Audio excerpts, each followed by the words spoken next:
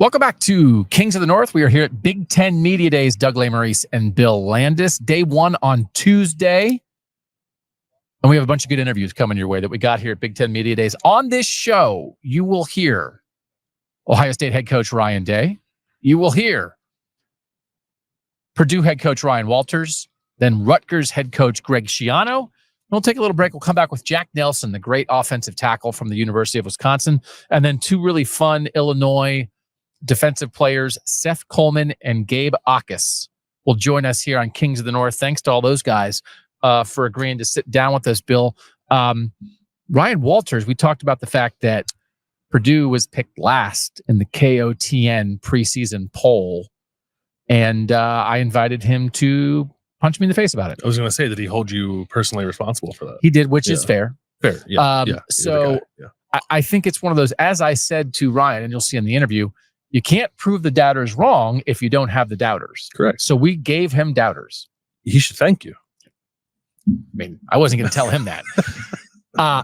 I also think our poll is wrong. I didn't rank Purdue last. Listen, this is how this works. I did. Sorry. That's why you weren't in the interview.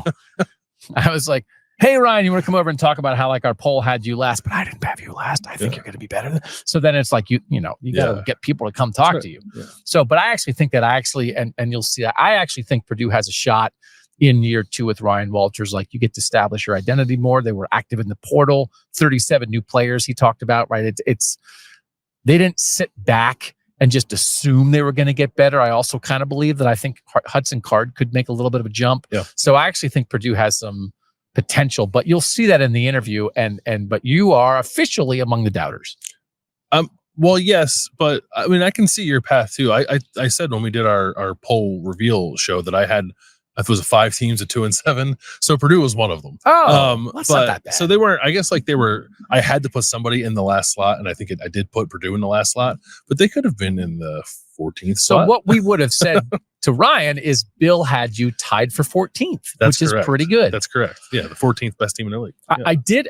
People have to understand this. Like, I did have a conversation with a coach today about the idea of hey, whatever this season. And this is not the old Big Ten. And first of all, and we talked about this when the poll came out, like the biggest reaction on Twitter was Washington fans. Mm-hmm. Washington fans are angry that they wound up 10th in our poll. 10th is pretty good, actually. 10th might be like 5-4. Like 10th is competitive. 10th is you're probably going to a bowl, which, like with everything Washington lost, it's really, this is the biggest conference in college football right now. You really have to recalibrate both on quantity and quality. And so, like, especially anybody who's been around like the old Big Ten, where it was like, all right, I mean, like, there's 12 teams in this league and like 5 of the teams are sure wins. Yeah. Right. Like, there are some good teams who are going to lose. And that is our number one message here on Kings of the North. And that's what I'm telling players and coaches. By the way, I think your team might be good. Your record won't be. This league's hard. You might lose. Yeah. It's almost like I understand as I say this, that the Big Ten had as many football teams as it has basketball teams, but they don't have divisions in basketball. So for some programs, you almost thought sometimes like, oh, we're top half of the league. That's pretty good. And now maybe it's do that a little bit in football. Yeah. Right. And I think we do. Like 10th is right there, sort of on the cusp of being in the top half of an 18-team league. But for some programs, like being in the top half of this league would be a heck of a marker, I think, for them, right? For a lot of the programs. And the thing, and we'll talk about this more, I mean, we will get to the point here on Kings of the North where we are making absolute record predictions. You and I will go on record predicting a record for every team in the North before the season starts. Okay. We will play the win-loss game with everybody. But so 2 things. 10th isn't that bad. And schedules matter here. Mm-hmm. I think we also alternately could do some kind of power ranking of what, like, the 1 through 28, which is how good we think teams are, which is different. And I think potentially substantially different than saying where you think a team is going to finish. Sure. Like Michigan's like the poster child for that. I think, right? Michigan might be like 3rd in our Northern Power rankings, but finish like 5th in the Big Ten. Exactly. Yeah. And so one of the other things here that happened, I thought we had a good interview with Ryan Walters. I thought we had a good interview with Greg Schiano. In the Greg Schiano interview, I started by asking him if he would like me to tell him what I think Rutgers' Big Ten record would be. And he says no. And then I tell him later anyway. But that is partially based on Rutgers' very manageable schedule. Yes. So one of the things that Washington fans are mad about is that Rutgers was ahead of Washington. Rutgers has an easier schedule than Washington does. Am I sure that Rutgers is a better team than Washington? Actually might be. But like there is a component of that is schedule based, that is just, we really want to contextualize on this show. And we have to help explain to people that like 10th is not bad. And the schedule could really make the difference, that you could be better than a team that has two more wins than you if their schedule is much easier. Absolutely. But I also understand, I understand that reaction from Washington fans or from anyone else in the Big Ten who has not yet wrapped their mind around the potential variance in scheduling in an 18-team league, right? It just used to be pretty straightforward. And sometimes when you were in the West, you got a tougher draw against the East, and sometimes you didn't, but you knew 6 games you were going to play every year. And now it's for most teams, I know Iowa's got the 3 protected rivalries. It's kind of a crapshoot on who you're going to play each season. So that will drastically alter our perception of teams in the preseason when we're trying to figure out who's going to finish where. It's important to have both the quality discussion and the strength of schedule path discussion. They're both important, but the latter I think is just, it's more kind of present than it's ever been in a world where schedules are not uniform. Because when you look back in history, you don't look back at a team's record in 2018 and it doesn't say that they were pretty good. Yeah, right. Hey, what were you guys in 2013? Not bad. There's a number there. Yeah. So the numbers matter, but in the moment we can contextualize the numbers. The other thing that happened is right before Tony Petitti, the Big Ten commissioner, was getting ready to talk on Tuesday, I yelled, "Where's the juice?" I thought you were going to say someone in here yelled, "Where's the juice?" Who yelled that? Is there a crazy person in here? Pretty loud. Yeah. However, perhaps inappropriate, but also true, which again might be the slogan of this show: inappropriate but true. Yeah, it was not. I don't know what it is, and honestly, maybe it's always been this way here, but I was just more aware of it because we were talking about it before coming here. That this should be more of an event than it currently is. It was pretty flat. Yeah. Here today. We also got here early. We were kind of just sitting around for 2 hours while nothing was happening.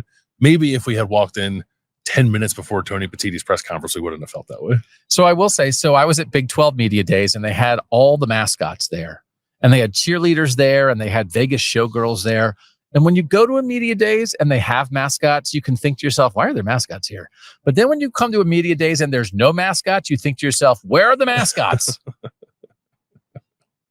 I was explaining this theory to Pete Thamel from ESPN, and he said, save it for your show. So, aren't you the guy who was drinking out of a guitar in Vegas? Yeah. Get away from me. There's a lot. Yeah. I pretty much am constantly podcasting at this point. I am never a real human being. So including when I'm yelling, where's the juice at the commissioner of the Big Ten? But then I talked to somebody else and I was like, hey, was there juice at SEC Media Days? And they're like, nah, not really. So maybe my juice expectations are just too high. Because don't the SEC Media Days look juicy on TV? It's a better TV show. Yeah. Yeah. This is a TV show. But guess what? This is a TV show. So if this maybe doesn't feel always like a TV show, this will be a TV show. That's right. So that's fine. We'll be your TV show. We'd like to get Tony Petitti on. I think maybe we can get him on down the line. Toward that end, though, the Big Ten, when it chooses, the schools choose the players they want to bring. I think we've gotten accustomed to let me ask you this. Typically, what type of players do Big Ten teams bring to Media Days? Old players. Old and usually important, but not always important. More trustworthy. Yes. Than important. Yes. If you happen to be important also on top of being trustworthy, then okay. Yeah. But they aren't bringing the juice guys who are going to be All-Americans. That's not their first priority. It is not. They are bringing the guys who are going to represent the team well. Yes. So someone pointed this out to us, and then we were like, we don't believe those numbers. And we went and added up the numbers, and the numbers were exactly right. Apparently, not apparently. You know the apparently kid? The apparently kid apparently, from... Yeah. Yeah. So I started following that kid on Twitter. Do you want to get him on the show? Yeah. Is he of the North? That's about, where's he from? Oh, that's right. I got to check. If you're from the South, we cannot talk to you. Can I tell you the other thing? The Popeyes kid, right? The Popeyes side-eye kid. Oh in yeah, the line. he's like a college football player now. He was a college football player. He's from New Jersey. He was a college football player in upstate Pennsylvania, and I have had my eye on him for like a year and a half because he does like some draft stuff online. Like he seems really smart about football. Yeah. And I was like, we are gonna like make him our NFL draft analyst because he's up the north and he's the side-eye Popeye kid. He transferred to a school in Texas, and I was like, dead. You're done. Sorry. Nope. You blew it. We were going to create an opportunity, a great media opportunity for you, not in Texas. The Big Ten's own preseason player poll. Yeah, it's the honorees, the 12 honorees. What is it? They sent out, so I'm a voter for that. They sent out a list of like, if I had to ballpark it, I didn't actually count them. I would say it was probably 60 players. Okay. From all the teams in the Big Ten. And they said, pick 12. By the way, if there's someone who's not among the 60 that you want to write in, just go ahead and do that too. Okay. And then they just gave us the list of the guys who were mentioned the most among the 12. Okay. So those 12, what's the question, Mike? Apparently kids from Wilkes-Barre. Oh, the apparently kids from Pennsylvania? Yeah. He's on that You team. said he's from upstate PA. He's a 5-year-old. He's like a 5-year-old yeah. kid. Apparently, yeah. No, that he's just like a regular person now. It was like 15 years ago. Older. He's older than that now. Oh, okay. Yeah. Unless it's a Benjamin Button situation. He's going to be on. So the Big Ten's own list, they had 12 guys come out, and only 4 of them are coming to Big Ten Media Days for their own 12 best players. Yeah, they had them all. Like, I think at one point, Tony Petitti was standing up on the dais giving a speech with a collage of the 12 players behind him, and you could just count the 8 who aren't going to be here. So Jay Higgins from Iowa will be here. Dylan Gabriel from Oregon. Emeka Ibuka from Ohio State is here. And Kama Nungai from Rutgers is here. Mm-hmm. And I know you're supposed to they bring 3 from every team. I think it would be cool to maybe do that voting sooner and then bring everybody in the top 12, like in addition. Yeah. Oh. Yeah, why not? Like bring your 3 and then also bring these guys. Wouldn't that be a good idea? If that's what gets them here, sure. I'm fine with But that. like, shouldn't that, so the goal of this, I think one of the things, and we'll just have a brief juice discussion here. I did yell it, is that what is the goal of this? And I do think if it is to like promote individual teams and make sure you're saying the right thing and reward seniors, that's one thing. If it's to promote the conference, and it is Big Ten Media Days, it's not Illinois, Iowa, Indiana, Oregon, Washington, Wisconsin Media Days, then I think you need the best players here. The other stat is there are 31 Big Ten players among the top 100 rated players in the EA Sports game, which, by the way, offends me. Is it all Southern people running that game? Well, only 30. Shouldn't there be 50? Yeah, there's some G5 guys in there too. Okay, I'm not as bad. Only 9 of those 31 are here. So again, I don't know that you can't go through the EA Sports game and be like, hey, if you have a rating above 91, you must come to Big Ten Media Days. I disagree. I think you can do that. Big 12 Media, they had like a fake like EA Sports like locker room thing here. There's none of that here. They had there's stuff like we're out on the field. There's stuff like on other places down here on the field level, like in the corners of Lucas Oil Stadium. So somewhere in here there is an EA Sports suite where like guys are going and playing the game, and then maybe they're shooting content. Like I don't know, but like shouldn't that be out here? Are there hidden mascots? Are there mascots in the bowels of Lucas Oil Stadium that I don't know about? Maybe. What if you opened a secret closet door and like Willie the Wildcat fell out and he was dead? That would be, then we could do like a murder podcast about the Big Ten. Jimmy Hoffa and the Wildcat. I would be a juice consultant. We're burying Jimmy Hoffa's of the North. You're moderately upset about the state of the turf here because it's messing up your shoes, that we think the swim trials did this. The swim trials destroyed the turf. Yeah. So anyway, let's get to our interviews. We like the interviews that we had. We're happy to bring them to you. We're grateful for all the teams. And we're glad that everybody who's here is here. We're glad you're here. Yeah. But we'd also like... It's no offense, right? Like they're good. Everyone here seems like they're a good dude. Like, part of it is like you represent your program well, yes. Right? So like that's great. I'm not saying they're undeserving of being here. No. But you want your stars here also. Like they don't have to be in place of them, as you said, but like want to show how good the Big Ten is. There are household names in this conference, or potential household names in this conference, that just aren't here, and they should be. Right. Will Johnson and Mason Graham and Caleb Downs should be here. Yeah. Tess Johnson should be here. Okay. Enough complaining about, hey, Big Ten, will you send people on our show? Well, no, we're not gonna kiss butt. Well, we'll kiss butt periodically to get people on the show, but otherwise we'll be honest. Us, yeah. Yes. We're not going to do it to you guys, though. We'll be real with you guys. All right.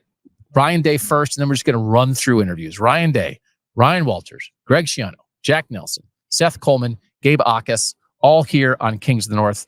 Thanks to you guys for being part of it. Joined now by Ohio State head coach Ryan Day on Kings of the North. Ryan, thank you for being here. See you, Doug. Is trying to win every game and also preparing your team to play its best football in December, November, December, January, is that the same thing? Yeah, I think so. I think there's probably different ways to come at that question, but what you're trying to do is you're trying to get really good at your identity and know who you are. And it's like, okay, it doesn't really matter who we're playing. We're going to do this. We're going to play this defense. We're going to run this play, and you got to stop it. But also know that, when you play against good teams, they're going to stop, do everything they can to stop, your fastball. And then you got to have, curveballs off of it. So it always comes down to fundamentals. It comes down to technique. It comes down to mindset. It comes down to those types of things. So, we're going to continually build that foundation that starts in the spring a little bit, but now into the preseason. And then as the season goes on, you got to really know who you are, what your identity is, and then build on it. And that's usually what the best teams are, those kind of teams that just say, hey, we're going to do this and you got to stop us. The reason I ask this, and I feel like we've had some conversations over the years about like some of the NFLification of college football, right? And I think some would say, oh, I don't want that, but I think in some ways it's good. And one of the things I call it like the let them lose idea, right? That when you got to college football, it's like, okay, and you've talked about this, you better win every game, because if you don't, you never know what's going to happen. And in the NFL, it's not that way. Right. You can lose. With the 12-team playoff, right, I'm not bringing Ryan Day on the show to say like, hey, man, you guys can lose some games this year, right? And like have you lean in and then never says, Ryan Day says they're going to lose some games. Right.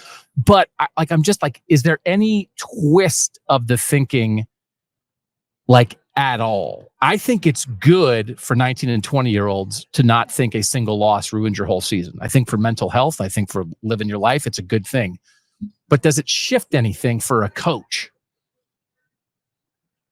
I think it's a great question. But I don't think, where we are right now with this team, we want to win every game. It's just, that's this team. Now, I don't know, maybe in a couple of years, you might approach it a little bit different, but this team's hungry. This team's got an edge to them. This team is not, you could never even think about approaching that with this team. I mean, they want to win them all, and that's just the way it's going to be. We'll see where the season takes us. We'll see, kind of the twists and turns along the way. But you're not going to be able to tell this team anything other than that. Yeah, they are bound and determined to reach their goals this year and win them all. Have you been around that to this degree before, like in your football career? Because I mean, that's one thing to say it, right? But like, I think for this team, anybody knows like what you mean by that with the talent level and the experience level and the expectation level. Yeah. It's pretty rare. It's pretty rare, man. People I think, come and say, well, the pressure this year and, the expectations this year. I mean, every year when you're at Ohio State, my expectation is you win a national championship now, because, if you lose a game, try losing one at Ohio State. It's just every game matters and you're expected to win them all. It doesn't matter where that goes. Now, I just think that this group of guys who decided to come back have such a reference point that maybe some of the others didn't. They've seen different things. They've won games. They've lost games. So, I mean, they know what they need to do. I was mentioning this to Denzel Burke on the way here.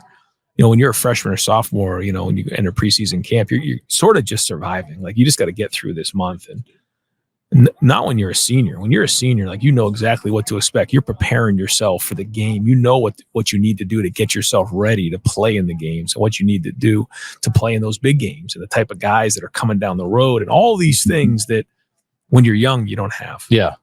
And, some of those guys have gone on to have great NFL careers after 3 years, but like losing not only their production, losing, their ability, but all in experience, but also losing their leadership hurts. when you lose, guys like, Paris and Luke and some of those guys, like it leaves a hole there because, you've been developing. Well, there's 10 to 12 guys that have decided they wanted to come back. And so you feel that every day in the Woody. You do. You Okay. do. You feel that. And there's just there's a different urgency about it. So these are the conversations we have when you're not here. So now I'll have the conversation while you are here. So it feels like there's maybe an inclination to be like, wow, Ohio State has all this talent returning. Ohio State is a place of high expectations. That's a lot of pressure. And I sort of try to think of it like, well, why does talent and experience and expectation, why does that equal pressure instead of opportunity? Yep. Like, hey, Ohio State could have a really good year this year. Won't that be fun? Well, 12 regular season games and then whatever happens in the postseason. There's a lot of opportunity there. I don't know why it has to turn into pressure right away, but I'm just a guy talking into a microphone. Does it have to turn into pressure? I think it's all how you approach it. Yeah, I think it's all how you approach it.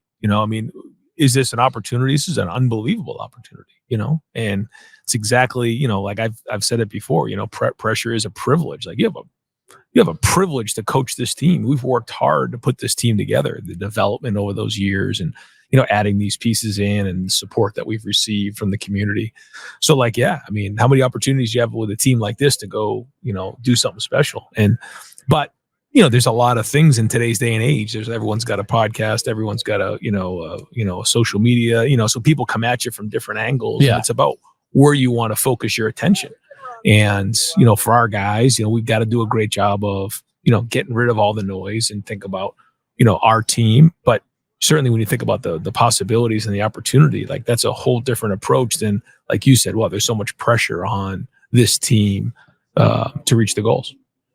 So I say that, like, I think you've been like hardened by the wars, right? Do you watch Game of Thrones at all? You ever watch the Game of Thrones stuff with the dragons? I've only got through like 2 seasons. Yeah. And that was one of those things I wanted to get done this summer, but didn't get done. Oh, no. Well, you'll get done eventually. So like, there's the part there where like the mother of dragons is like goes in the fire and like comes out of the fire, right? And she's like the queen now. She comes out of the fire. Yeah. That's what I say about you. Like, right? Like lose a couple Michigan games and half it's coming out of the fire. See how it's going. Right? Like I feel like you've been in the kiln, right? And it toughened you in a way. And now also I think you've made some very strategic moves in the offseason to prepare yourself / allow yourself maybe to be the best head coach you can be. So you've been through the wars. You talk about scars a lot, right? Right? We all have scars in our lives. Are you positioned to be the best head coach you've ever been this year? Yeah, I think so. I do. Yeah, you learn every single year. And like you said, you have scars and you got to learn from those things. And, nobody understands, more what the responsibility of this is than me. I mean, I get it. And I understand, what it means. And, what you got to do is you got to do a great job of surrounding yourself with the people that you want to be around because, that's what's going to matter in the end, the guys you surround yourself with. And this team is a great group of guys. I mean, they really are. And the coaching staff that we've put together, I think is as strong as we've had. I think that Jim's done a great job on his side of the ball of solidifying that. Tim Walton's had a big part of that in recruiting. Larry's been in there. Now we have James and Matt involved. And the offensive side of the ball now, Chip, with his experience and, Brian and Justin. And, so we have a really good group. So that allows me, like you said, to now coach the coaches, see the game from a different point of view, making sure we're playing complementary football, like all the things that, you want to do as a head coach. Doesn't mean I'm not going to be involved with the football part of it. I still will. It's just, part of my job. It just won't be maybe with the details of calling plays and those type of things. That'll be up to Chip. But yeah, you want to make sure you're the best coach you can possibly be year in and year out. And I think that we've put things in place for me to do that. You have all the magnets in the team room and the offensive team room, right? Of like your offensive stuff. Did you take your magnets down and Chip put his own magnets up? It's still your magnets, right? Yeah. It's Ryan's magnets, right? Maybe Chip just gets to move them around a little bit. Last thing, this is Kings of the North, right? We try to remind people that Northern college football is pretty good too. Are there differences in your mind between like what the SEC does and what the SEC is good at and how they play? And what Ohio State does and what Michigan does and Penn State and Oregon and like the kind of ball we're going to see in the Big Ten. Like, I don't know. Is it just all good ball, or are they actually better at this down there? Well, I think when you look at, first off, the 18 teams that are in the Big Ten, there's great teams there. And I think, week in and week out, you're playing 9 conference games. And SEC plays 8. It's a physical brand of football. It is. And, you play Iowa, for example, like at Iowa, we got them at home this year, but that's all you're gonna possibly ask for when you play Iowa. They're so well coached, and Luke does a great job at Wisconsin, and you start going through all the list. Greg's doing a great job building up Rutgers. I think they'll even be better this year, and now you add in those schools from the West Coast, and you look at those guys. Certainly Oregon, USC, UCLA, Washington. Those guys are all been in the national championship picture one way or another in the last few years. So Nebraska, I think Matt's doing a great job recruiting there. He's a very, very good coach. So 18 teams, you got to bring it 9 weeks out of the year in terms of conference play, and I think that, guys are doing a great job recruiting. I think their programs are strong. I think the coaches in this league are as good as they've ever been. So yeah, it's a bear, and it's exciting because, the team who comes out of this league is going to be ready for that playoff. From New Hampshire, you're of the north. You're as north as it gets, right? Yes, you've shoveled a lot of snow in your life, right? Yes, I have. All right. Yes, I have. He's of the north. He's Ryan Day. Ryan, thanks for joining us. Okay, no problem. Joined now by Ryan Walters, Purdue coach here on Kings of the North. Ryan, thanks for your time, man. Absolutely. Thanks for having me. So you guys got after it in the portal this offseason. What was the thinking, the strategy, the approach after year one at Purdue of how you guys wanted to go about that? Yeah, well, you go through year one and you really identify the holes you have in your roster and where you need to attack, based on positions of need. And then it was, okay, well, how do we bolster those roster numbers and get guys that can go compete and win games in this conference? And so then we started raising money. Got some pretty significant donations to our collective from an NIL standpoint, and then identified, who would fit at Purdue from a culture standpoint and from an athletic standpoint, and then recruited our butts off and got all the guys to enroll in January. What's it like going into the portal for guys like that? We know you got a bunch of guys from Georgia, and you really got some good players in the portal. You've got to sell them a vision, right? Because we understand year one is you don't come in and snap your fingers. Right. What was it like trying to communicate that to guys looking for a new home? It was fun to do so. You paint a picture of how you see the program progressing and what their role in that progression is going to be. And then you just try to be as genuine and honest about the opportunities and about the roster and how it is and what we're capable of doing. And so I felt like we strategically attacked the transfer portal with precision, and I'm really happy with where we're at. How much, when you take over as a new coach, how much of your vision, what you want a program to be, are you able to implement in year one? We know it's not everything. It's hard in its totality, right? Like you walk into a new building and it's got old sayings on it and old slogans and pictures of yesteryear, right? And so just getting the building to aesthetically look like we are now, changing the uniforms to signify like a new era, you know what I mean? And then obviously just getting to know all the departments surrounding the playing field, whether it's academics or equipment or, athletic training and, sports med and all that kind of stuff. So, just getting those departments to run the way you feel like a championship level program would run.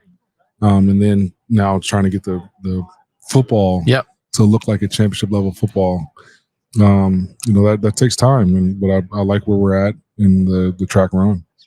When you're changing the slogans, how do you decide which slogans you want to put up? You're like a slogan guy to help you, or what do you do? You just what you believe in. You do what you believe in. I have been fortunate to be one of those guys that knew what he wanted to do when he grew up at a young age, and so I've known I wanted to be head coach for a long time.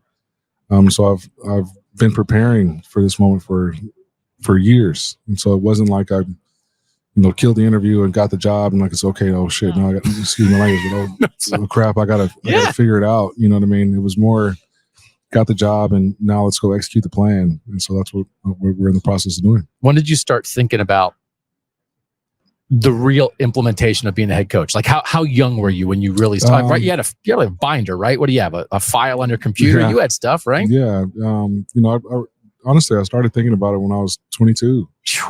You were a mature 22-year-old, man. My first staff meeting, I'm watching, the head coach conduct a meeting, and I'm like, I want to sit in that chair one day.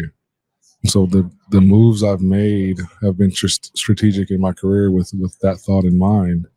So you pay attention to every program you're part of, the good and the bad. What you would do, what you wouldn't do. What success looks like, and if there is failure in the program, like why do you think it failed? What is the chemistry and camaraderie look like on good teams, and what does it look like on bad teams? And what does discipline look like and that fits your personality, and all those things. Who you would hire, who you would work with again, who you wouldn't. You were always. I was always evaluating and always taking mental notes on the things that I liked in certain programs and the things I didn't, and how they translate in today's athletics. How old are you now? 38. 38. All right, 16 years from sitting in the meeting thinking about it. You made it happen when you were 37. Like, that's good advice, right? You're 22 years old. You're starting your job. Envision where you want to be in 15 years and start making a plan. You can't make a plan if you don't have a goal. Oh, man, I like this. See, that's a good slogan. Put that up on the wall. We did a preseason poll here at KOTN. You guys were picked last. Does that make you mad at me? What do you want to bring it? You're allowed to yell at me if you want. I'm not mad. Just I like flying under the radar, being the underdog, and nobody knows what our building looks like. Nobody knows how our guys have been working. And you add 37 guys to your roster, nobody really knows what your roster is. Yeah, it is harder to evaluate teams in the offseason in this world than it used to be. I will say it's why I've been running a preseason poll for the Big Ten, because the Big Ten stopped doing it. I've been running it since 2011. You can't prove the doubters wrong if you don't have doubters. Exactly. Right? So like I'm here to provide a surface, right? You have added to the chip on the shoulder, that's for sure. And, I appreciate it. We are here for you to shove that poll down our throats. I will come to West Lafayette and you can take that pole and rip it up and like shove the confetti down my throat at the end of the year, man. Don't need to do all but that. That's not why you're here. You're not here to prove a poll wrong. But I think it makes sense to me. A defensive identity, right? Mm-hmm. We saw what your defensive identity as a coach can be, right? We saw it. It's not overnight, but you didn't just wait for it. Right. You didn't just think, we'll be better in year 2. Right. Like you will be better in year 2, but you also attacked it. So I actually think there's a lot percolating at Purdue right now. Yeah, no, like I said, for a team that went 4-8 last year, like the confidence is really, really high in the building. And it's because I feel like everybody knows what we're capable of, and they're willing to work to go get it. And that has been seen through spring and through the summer, training and conditioning. So like I said, man, like we've got all the boxes checked on, good teams do X, Y, Z, like they're doing it. And so now it's just a matter of going out and executing on game day. I want to ask you one question about your quarterback room before I let you go. I also like what you guys have done there. It's like you bring in a guy, like Hudson Card's a guy, he's been through the wars, you know what's up. I think there's a leap for him potentially in year 2 at Purdue, but then you have younger guys behind that, right? That you're recruiting yourselves. Like, can you talk about your room? Because I kind of like how your room's set up. Yeah, obviously, what people don't understand about Hudson, like even though he's an older guy, last year was his first year as a full-time starter at the position, and you add that first with brand new program, new coaches, new teammates, new conference, new scheme. No, he was year 1. Yep. And so you usually see a big jump year 1 to year 2. I think back to Joe Burrow, first year at LSU. It was not good. Second year was legendary. Mm-hmm. Now, I'm not saying Hudson Card is Joe Burrow, but I'm glad he's our quarterback. And then we got Ryan Brown and Bennett Meredith, older guys. Ryan will be a sophomore athletic, long. He's got a strong arm, but really is athletic on the ground. Then we added Marcos Davila, who's got a cannon. Was a highly recruited kid coming out of West Texas, and he was enrolled in the spring as well, and sort of force fed him some reps to get him caught up, and so it'll be fun to watch that competition. Who's going to be the second guy? Yeah. This fall, but I do think the future is bright in that room. I watched that spring game, man. I'm excited about. There's some interesting young quarterbacks in the Big Ten. Man, Davila's on my list, brother. Woo! I mean, you got some real guys there, but you have to build a room absolutely anymore, right? And you can't. I think you have to be strategic in every position in the portal, but especially at quarterback. I mean, you can get into a world where you're trying to pick the portal quarterback of the year. That's a dangerous world. It is, because a lot of those guys are one and done. You know what I mean? So, yep. And you end up potentially resting an entire season on that. And if you're wrong, you're in trouble. Exactly. So you can go do it at times. Everybody's going to. Yeah. I mean, you look, Oregon did it this year and Ohio State did this year, but I like the way you guys are going about it, that you have that there, but you have something underneath. Yeah, no doubt. All right. No doubt. He's Ryan Walters. He's out to prove the KOTN poll wrong. That's not why they're doing what they do, but they might wind up proving the poll wrong anyway. Thank you for joining us here on Kings of the North. I appreciate it, man. Joined now by Rutgers head coach Greg Schiano. Thanks for joining us on Kings of the North. Yeah, my pleasure, Doug. Greg, should I start with telling you what I predicted as Rutgers' Big Ten record this year? Do you want to hear that or not? No. Okay. No, thanks. I think you guys can have a top 20 national defense this year with what you guys do, with the players you have back. You have, I think, established a defensive standard at Rutgers, but it feels like with as much talent as you have in the guys returning, you really can do something defensively this year. Where do you think your defense is right now? I would agree with you. I think we have a lot of experienced players coming back. Joe Harris-Simiak, our defense coordinator, is the best. Totally trust him. The relationship and the bond those guys have is special. And, we just got to go out and we got to stay healthy. That's number one. And then we got to go execute. When you think, how much do you think about your offense and defense in concert all the time? Like, are they the same? It's the same conversation to you? For me to even ask about one side of the ball without asking about the other, like, does that make sense to you? Or like it's all connected? It's all the same thing. We're one team. The way we do it, and it's not the way everybody does it, but the way we do it is complementary football. Yep. So the offense has to complement the defense and vice versa. And the bridge between the two of them is special teams. And I believe strongly in that. So, I'm thrilled about where we're headed offensively. That when we came back to Rutgers, offensively is where the talent was really diminished. Yep. Defense, we had a few players that are, now playing in the NFL. So that shows what kind of players they were. Offensively, not so much. We had a really good running back, but he didn't have any linemen or people that were able to really help him be what he was capable of. And that showed when he went and won 2 Super Bowl championships, so yeah, we really believe in complementary football, so it has to fit together. Yeah. Isaiah Pacheco, great.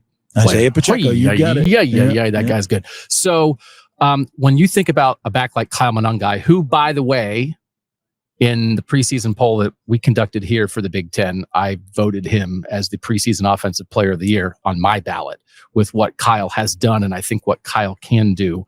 When you have a back like that, do you just run him as much as you need to use him to win a football game, or do you think about a holistic plan for the season of number of carries or usage to get him through a whole year when he's as good as he is and he's as important to your offense as he is? Well, you definitely think of a holistic plan. Okay. But you get into a game and you got to win the game. The holistic plan goes out the window. You got to win that game. The good thing for us, we have, I think, real good depth at the running back position. Sam Brown, who is the second team running back, I think is exceptional and a different style. Yep. He's a big guy, 6'2", 220 pounds. And I think it gives a little different feel. And then Jashawn Benjamin, who's behind him, is another guy. He's a Pahokee kid from Florida, quick as a cat, really, really a talented running back. And we have some other guys as well. So I'm excited about that position group. So Kyle doesn't have to take every darn carry. Yep. But yeah, certainly Kyle's special. So he's going to get his share, man. So I was watching your spring game, right? Nassim Brantley looks like a number one receiver to me, and I know you have some other guys there. Like, what do you think about that receiving core and what that will do for your passing game? Yeah, I think the receiving core is going to be much improved. Yep. Don't know who it's going to be. The competition is fierce right now. And really what we try to do is we try to get 6 guys ready to go, maybe a 7th if it's warranted, but 6 are going to play. And you hit it on the head. There's some guys like Nassim couldn't play last year because of NCAA. Yep. He transferred and they didn't allow him to play, which that's a whole nother story. But you look at a guy, Ian Strong, who was a freshman last year, caught a touchdown pass in his opening game as a freshman. He's a year stronger, a year bigger, a year well-versed in the system. I think he's got a chance. Dymere Miller, a young man who came to us through the portal from Monmouth University in New Jersey. It's a 1AA program, but he was all everything in 1AA. When I got a chance to see him this spring, he moves a little differently than the rest. And being in our strength and conditioning program, being in our nutrition program, which, you don't have the same resources at a 1AA, you can see his body's transforming as we speak. So there's a bunch of guys that I think could really, really make some noise in the receiving department. Christian Dremel, who is our leading receiver. Yep. It's kind of a lunch bucket guy who does a great job. So we'll do it by committee, I'm sure, but there's some good players there. Do you believe in serendipity and that kind of thing? Because I could maybe spin a world where the Brantley thing last year was a mess and you were not happy about it. And we can talk about the NCAA, but we won't because we're here to talk about ball.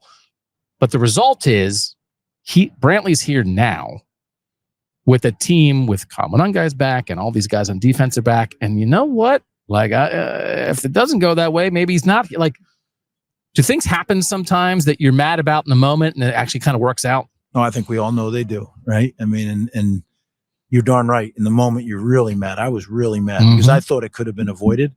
But retrospectively now, it's nice to have them, that's for sure. Yeah. When you think about quarterback play and the decision that you guys made, we're watching you this spring and we're talking on this show and we're saying, man, I'll tell you what, I think you can do something with Kaliak-Manis and Wimsatt and maybe have something here. And it feels like you made a decision to just be forthright with your players after spring football. And I was like, man, I don't know. Greg could have strung them along and had both guys there for the fall, but you didn't handle it that way. How did you decide this is the way I'm going to handle this quarterback situation when you have 2 capable guys? Well, I really felt Ethan outplayed Wimsatt. Yep. So it wasn't, if it were close, I wouldn't have said anything, but it wasn't. And I was going to name him starter. I knew that. I also knew that Gavin Wimsatt made a decision to come to Rutgers when he could have gone wherever he wanted in the country and decided to come play for us. Yep. And I didn't forget that. He and his family are special people. It just didn't work out at Rutgers. But man alive, if he wanted to stay, he was welcome. I wanted him to stay. But if he wanted to have the opportunity to look elsewhere, if I didn't tell him, then the window would have closed and he wouldn't have been able to transfer. He ended up transferring, which some may say in the afternoon, why did you let him do that? That's just, to me, it was the right thing to do. And if it was my son, that's the way I would have wanted him treated. So I did it.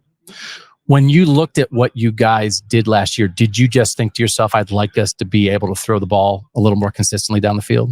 Not even so much down the field. I just want to be able to throw more accurately. Okay. There's a lot of yards after catch that we were unable to get because the ball was either incomplete, high or low, or not in a position where he could catch and keep moving. And I think that's critical. And I just, at the end of the spring, I didn't think that Gavin had improved enough with his accuracy, whereas Ethan was much more accurate. Yeah. What does that do if that happens with the receiving group you're talking about and with Ethan, who's played in the Big Ten before? What does that do for Monunga?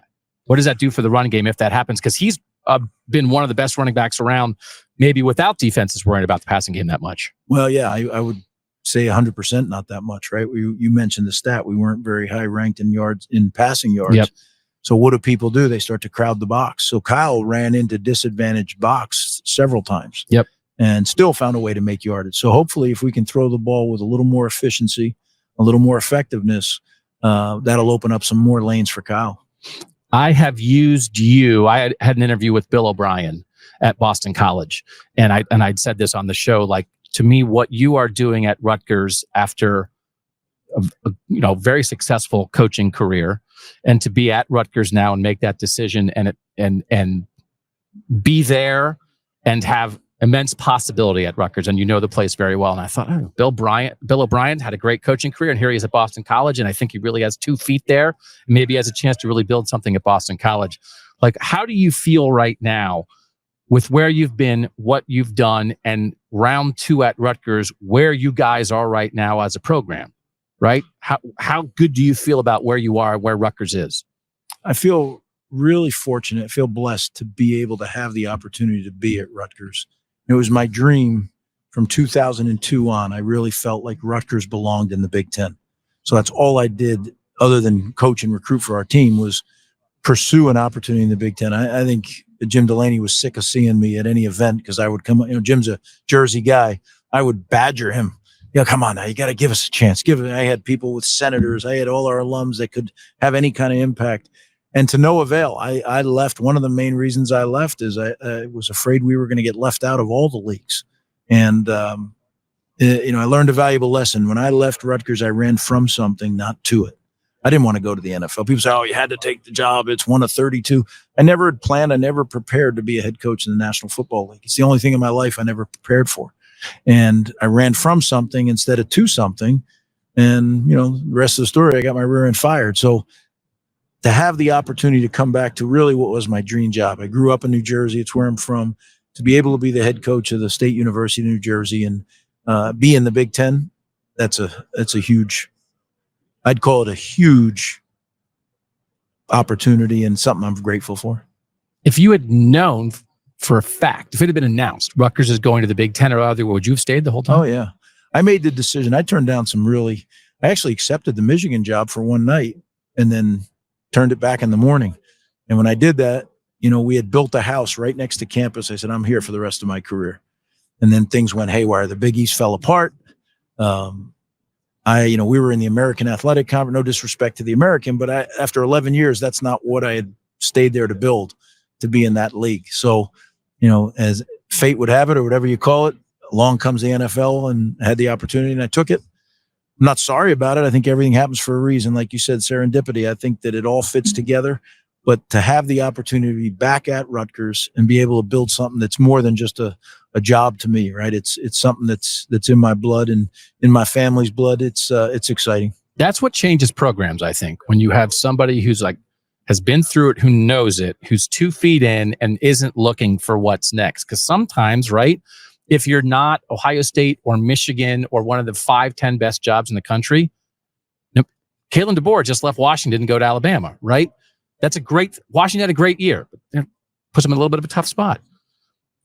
I don't need you to guarantee I'm never leaving Rutgers, but it provides opportunity, I think, for Rutgers in a way that is, I think, unusual and special.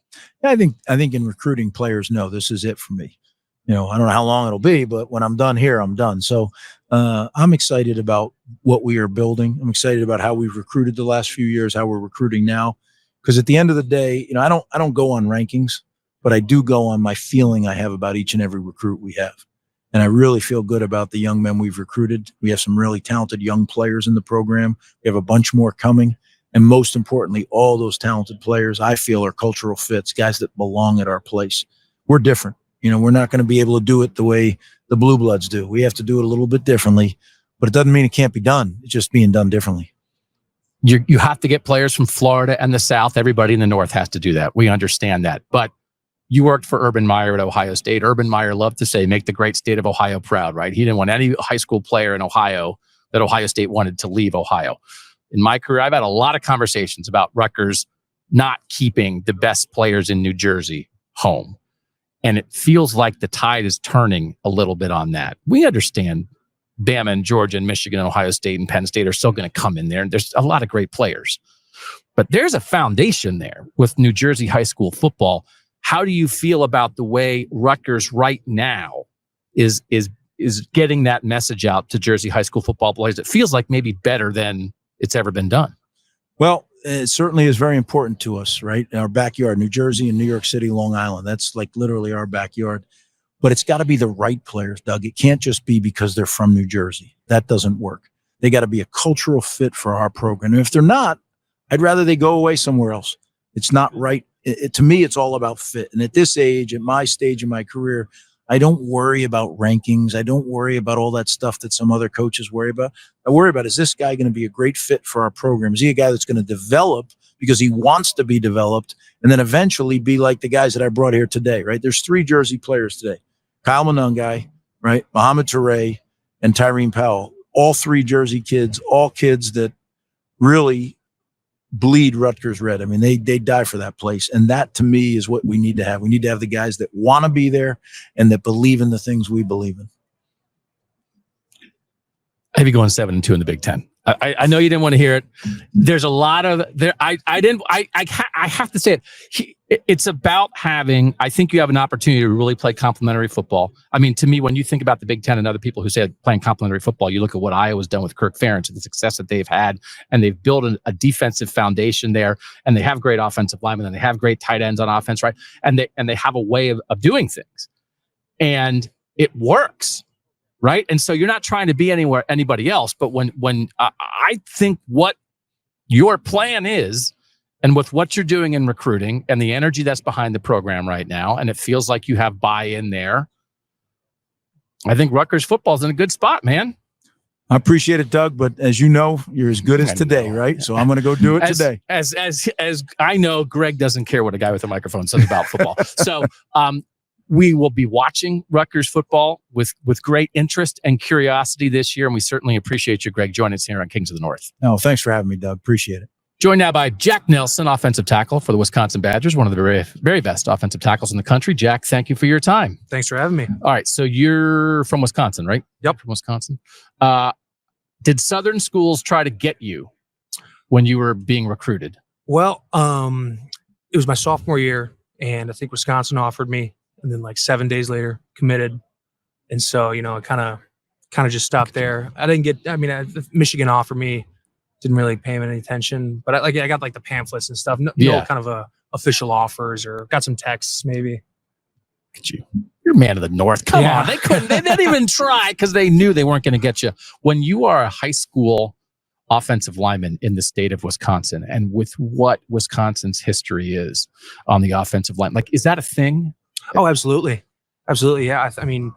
Just Badger offensive linemen. I mean, you got the whole list of All-Americans and All-Pros in the NFL. I mean, it's definitely something that we hold very dear. Name guys. Name every offensive tackle in Wisconsin history. Go. I'll go Joe Thomas. He's good. Kevin Zeitler. Good. David Edwards. Good. Let me think here. Joe Panos. Yep. Let me think of I'm just saying yes to any. You could say like Ichabod, Johnson, and I'd be like yes, and be like, you could trick me because I don't know him as well as you do. But the point is, there's a lineage. Oh, absolutely. Yeah, we got this in our meeting rooms. Got the All-American wall, kind of with a picture of each guy, and it's just ginormous. I mean, it covers up the entire wall. I mean, there's guys in black and white on that wall. So that's how they get you, the black and white photos, and then you're part of something. Yeah. It's like great grandpa's on that photo. When you went in that room, the first time you sat in that room, did you think, I want to be on that wall? Absolutely. Absolutely. I mean, just the lineage, you can see it, as the pictures get a little bit nicer, as we go from like the early 1900s all the way to 2010s, you see guys' names, you recognize them, and, your dream is to make your mark on that wall. Yeah. Yeah, you think you made your mark? You still have a mark? Not yet. That's why it's a big reason why I wanted to come back. I want to make my mark on that wall. That's kind of cool, man. That stuff matters. Absolutely. So it is hard because you're a young man, and sometimes like when you get to be old like me, like you realize things and like you think about life or whatever. But like sometimes when you're young, it's hard to think about legacy in the moment, and because the thing that's right in front of you also matters, right? But the bigger picture, the legacy, the mark did factor into your thinking about your career and how you wanted to go about it. Yeah. Really, when I think about it, my brother's here, my dad played here, my family's close by, and, I want to win games. I want to win championships at Wisconsin. I want to be able to tell my kids what I did at Wisconsin, because other than that, that's where I am right now. I don't really think about the stuff coming up because Wisconsin's where I'm at right now. And, I've got 4 years here under my belt, but I really want to have something tangible to show for that, a championship to show for that, an All-American plaque on the wall in the O-line meeting room to show for that. Give me chills, man. Let's do this, brother. All right. Wisconsin football is Wisconsin's really good at football, and it's been really good at football, but it underwent a change, and kind of obviously you lived through it, and you wound up with an established, proven football coach in Luke Fickell. Nobody can doubt those bona fides. Like, how do you feel about where Wisconsin football is right now in year 2 with Coach Fickell and year 2 with Phil Longo? Like, it's fascinating to watch this sort of transformation of you guys being who you are, but also sort of expanding your offensive repertoire. How do you feel about where things stand? I feel fantastic about where things stand. I think, there's no doubt, during the coaching change, it's just an uncertain time. You're nervous. You don't really know what's going on. And, guys are, some guys are in, some guys are out. In that first year, I think you get kind of, we're trying to really, jumpstart this new culture that Coach Fickell brings with. But, it takes time. Yep. And I think after one year, the growing pains have settled. And, we had this last spring and summer. And I think that we're poised for takeoff now. I think everyone's bought in. I think Coach Fickell has made it clear to what this team's about, what the culture's about, and how guys on the team need to help foster that culture. So every game matters. You guys, by the way, have like you got to prove it schedule. Like you guys, show me teams that go Bama, USC back to back in September. Like it's borderline crazy, but up for the challenge.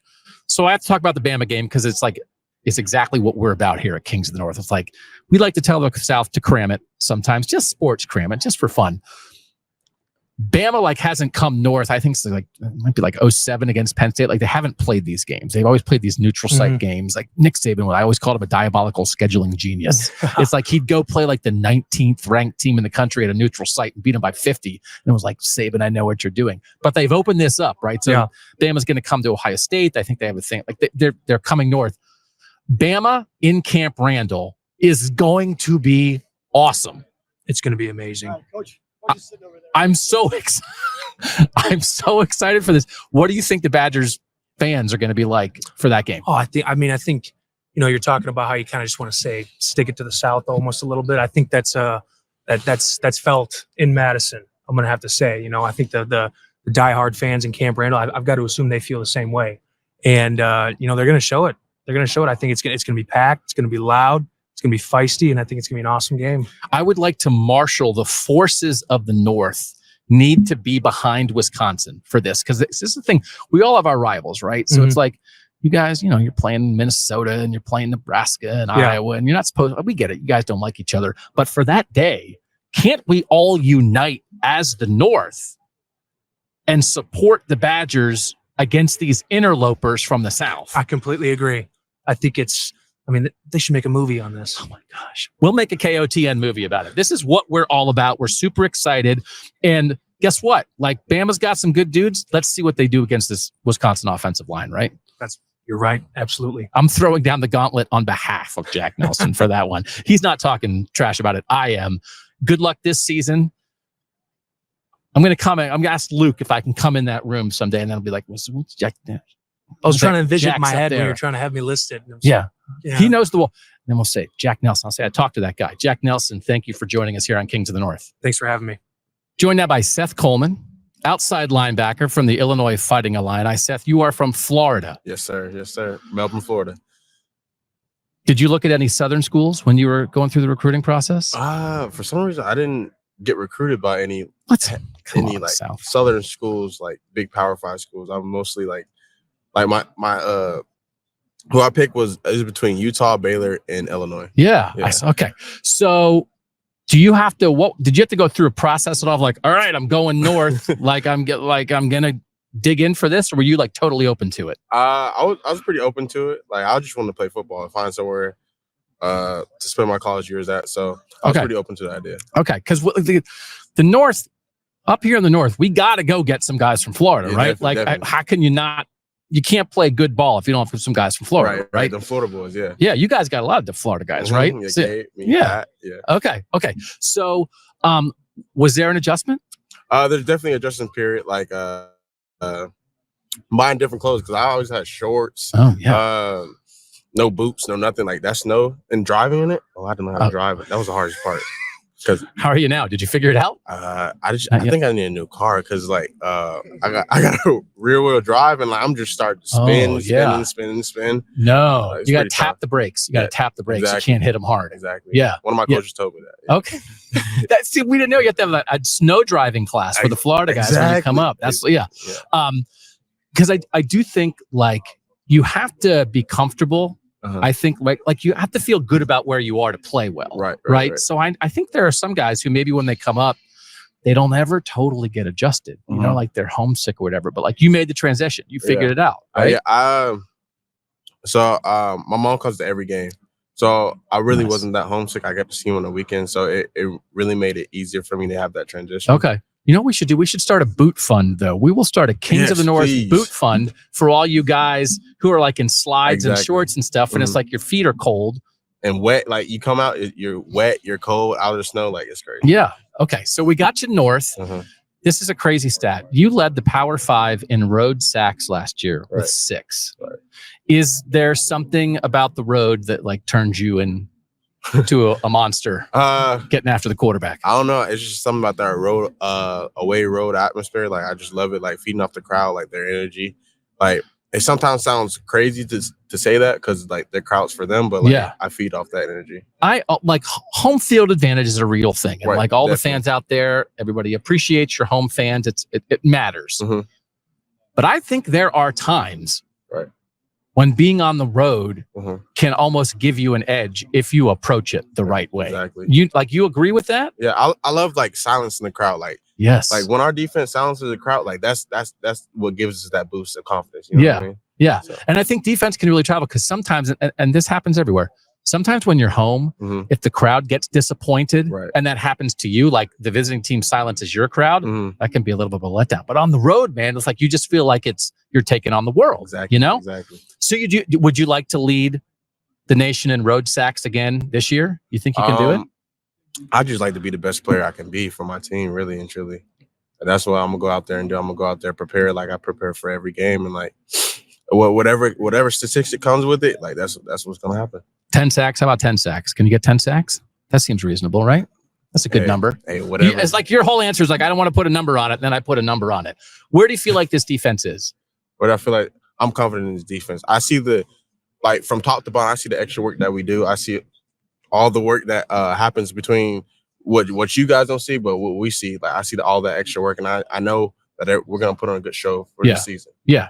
And what's it like? What's your favorite part about playing football at Illinois? About playing football, the family aspect of it. Yeah. Coach B has our thing is family with two L's, like ILL, like family. Like that's our thing at Illinois. So that family aspect. I was like, what do the 2 L's mean? That's how dumb I am. Illinois. Oh, that's very good. Yeah, it's pretty cool. Yeah. Like that's our aspect, and that's what we bring. Like this year, we focus on like being a closer team, and I think that that's really helped us like come together, and I think that's going to make us successful when the fall comes. Okay. Well, good luck to you. And I'm especially going to pay it. I'm going to count your road sacks during the year. So every time I'm watching an Illinois game when you're on the road, yes, sir. I'm going to be like, all right, I'm watching Seth. Hey, hit me up for sure. Okay, for I'll keep a tally. Okay. So after every game, you're like, who's this weird guy in my text? It's like, 1.5 sacks on the road. I'm like, that's good. It sounds good. Seth Coleman, best of luck to you, man. And thanks for coming to the North from Florida. We appreciate it. Thank you so much. All right. Joined now by Gabe Jacas from the Fighting Illini, also from the state of Florida. Why did you come north to play for Illinois? Really just the family atmosphere. I just fell in love with it. I really love how everyone was just so close together, and it's like a brotherhood, really. And I didn't really feel that from other teams, so it wasn't a no-brainer for me. Really? Yeah. Had you seen snow before you came to Champaign? No, I didn't. Okay, so I was like, do you have like a first snow experience? Like, did you think it was cool? Were you freaking out? Like, what did you do? It was funny. So, like, I'm in my dorm. I'm about to leave for practice. Walk outside my dorm, like to the outside, and then it's like a little hill, and it was really icy, and I kind of slipped and bust my butt on the ground. So did my teammates, so it was pretty funny. It was cool seeing it too. Like I never seen it, grabbing it, touching it, licking it. I mean, Yeah. it didn't matter. That's like, this doesn't happen in Florida, man. This is a new world. It does it. I never seen it unless it was on TV, so it was cool for me. That would be rough if like Illinois had like an injury list and it was like all the Florida guys fell down in the snow and they can't play this week. So you gotta be careful out there. Yeah, man. I know. You got it now, though, I right? got it now. Yeah, I'm safe. Yeah, Okay. I got my boots and everything. Oh, that's good. See, Yeah. it's good. We got to get the guys the boots. So you were a freshman All-American a couple years ago. Right. What does it take in major college football to be ready to do that as a freshman? Didn't you feel like overwhelmed at times? I mean, like the adjustment from high school, like how are you ready to go so fast? Really just my mentality. I wanted to play off the gate. I wasn't scared of the moment when I got it presented to me. I was ready for it. That was the goal of mine coming out of high school, wanted to play early. So really just, that was my mindset. Just go out there. It's just football. It doesn't matter where you go, NFL, college, high school, it's just football at the end of the day. And, Okay. they're just like me, so that was my mindset really. So what were the other schools that you really looked at then besides Illinois in recruiting? Tennessee and USF. Was early playing time a major conversation? Yeah. With all of the schools? Yeah. Okay. Yeah. What is that conversation like? Because I'm sure, right? Like everyone wants to tell you, yeah, you can play right away, but also like there's the reality of the situation, and playing early is good, but it's not the only thing. Like, what is it like having that conversation? Did you believe all the schools when they said, like, "Oh yeah, you can play"? A lot of coaches tell you anything you want to hear for you to come to the program. So like, I mean, I feel in my heart I could have played anywhere, but I feel like in Illinois it was like real genuine when they said I could play early. USF, I feel like I could have played there, but that wasn't just the right fit for me. So really just Tennessee and Illinois, and it just came down to Illinois because I trusted in my family, I trusted in myself that I can come in and then be just a role player to the team early. Yeah. Okay.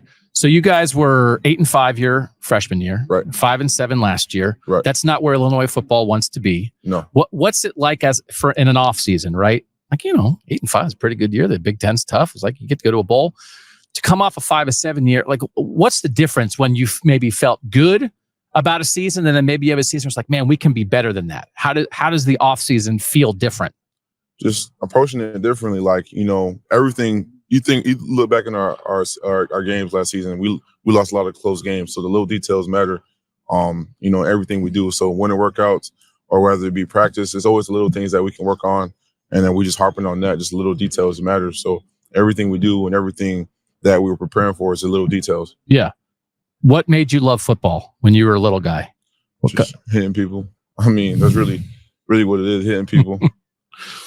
Yeah. I played golf because I didn't want to hit people or get hit, So like that wasn't golf's fun too. I mean, yeah. You play fun. golf? No, play some golf? I need to get into it. Everyone's getting into it, but me. Yeah. It's good. Like you go to the places where you can hit golf balls and like eat chicken fingers at the same time. Like that's a good night. Then it's not like quite as serious. Top golf. Yeah. Like that's a good night. Sometimes if you're doing golf the other way, you just get mad all the time. Yeah. You know what I mean? Yeah. But it's calm. It can seem calming at times. I don't know, brother. I was playing with a guy one time who hit a ball in the water. Yeah. And then he threw his club in the water. Oh my And then he threw his whole golf bag in the water. And then he jumped in the water. He was so mad about it. So I'm just telling you, be careful. Yeah. That's all. Like golf is. That's a crazy sequence. Right Yeah, there. that is a crazy sequence. It's crazier than anything that happens on a football field. Even. Yeah. So where you are in your career right now, mm-hmm. I mean, to play that early, how good do you feel about where you are and what you're positioned to do this year at Illinois? I feel great. Just another opportunity. I'm not taking lightly. I told myself there's no excuses. I had the season I had last year, but that's behind me. Just focus on this 2024 season. Just getting mentally prepared for the season, and just trusting in Coach B and his plan. When you say I had the season I had last year, but it's behind you, are you not happy with how last year went? No, not at all. Okay. Yeah. Again, that's a motivator too, right? Yeah, definitely. That happens sometimes to guys. I've seen that happen to other players who you have like an unbelievable freshman year, and then maybe year 2 doesn't go exactly how you want it to go. Mm-hmm. And then year 3 is like, okay, I like learned from all the good and all the tough things that happened before. Do you feel like that could be what happens for you? Yeah, for sure. I mean, I just feel like this year, it's the same goal, just different year, same mindset, really. Just going to this 2024 season, just taking a different approach in terms of my mindset. Okay. What happened? I I mean, it's not really a thing I can say. It happened. I mean, nothing. I just got to prepare for it different now and just just take every game, every opportunity to the max. Yeah. No, it feels like you're ready to do that. Yeah. It's not easy, man. Hey, nothing's easy. Nothing's easy. Football's nuts, man. I don't know. People think it's crazy what you guys do. It can be easy. Yeah. It's fun too. Gabe Jacas, thanks for coming up from Florida to the North. We're glad you're here. Yes, sir. Good luck this season with the Fighting Illini. Thank you. I appreciate you. Thanks to all our great guests here on Kings of the North. Tomorrow, the teams, not tomorrow, was today. Because this show's coming out on Wednesday, right? Correct. So on Wednesday at Big Ten Media Days, Iowa, Michigan State, Nebraska, Penn State, UCLA, and USC. I really want to do a one-on-one interview with Kirk Ferentz just to see how good of friends we can become. Yeah. But I already talked to Iowa. It seems like I'm not going to get him, but I think we'll get a player. Oh. They said he's busy, but like... Are you going to ask him if he still feels sorry for you? Or is it, what did he say? It could be worse. I could be that guy. Yeah. And then Mike could put on the bottom, it'd be Kirk Ferentz and that guy on the bottom of the screen. Like, doesn't we have to... I'm not mad. All you can do is offer the opportunity to bury the hatchet. That's what I want. Yeah. And then the ball's in his court. And his son's going to call a play that runs it for 1 yard. See, now we're not going to get him. Thanks, Bill. Sorry. Do we want to talk? Here's my question before we go. Do we want USC and UCLA people on the show? They are of the South. It's too nice in LA. I think it's okay to have them on the show. Like here, they're here. If they want to pop by, okay. I think it's okay. All right. Like Lincoln Riley. Lincoln Riley wants to come on the show. I doubt it, but we'll see. So if Miller Moss was on, I was just like, what's it like to be from the South? It's like soft. Just insult him for 5 minutes. Yeah. Hey. No, I think they are not of the North, but they are in a conference that obviously very much is. Yeah. We have to figure out how to refer to them, what they actually are to us, because they are separate from the South, I think. Yes, we must name them. Yeah. And I think if I interviewed anybody from USC, it would be like a 4-minute explanation in the question of why we're going to root for them against LSU in the opener, but they're also not of the North. Yeah. But they're and then they would be like, what? And then we would be done. All right. Thanks to our guests. Thanks to our producer, Mike Yarostowski, here on the scene in Indianapolis, making everything work. For now, and we'll see y'all more this week. We'll have 2 more shows coming with all these interviews. And we also did we thought was a pretty good, a half an hour interview with Ross Bjork, the Ohio State athletic director, that will appear in the feed at some point. Yeah. But we didn't want to put it on this show because it would be too long. He's Bill Landis. I'm Doug Lesmerises. And from Indianapolis, that was Kings of the North.